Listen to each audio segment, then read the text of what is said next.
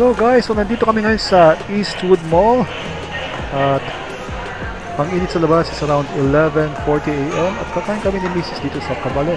Eat all you can.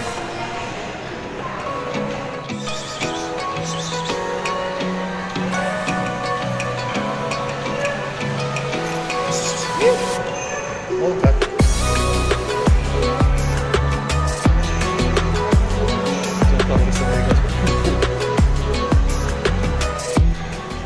Tapos na ako mag-video sa kakaharap. Hindi ka rito. Taga rito.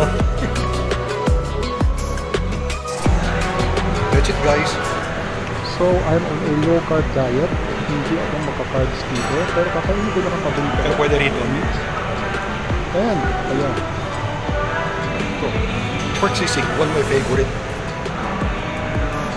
Hello guys. I'm here at a date with my wife. Lunch date kami ngayon. And here we are eating at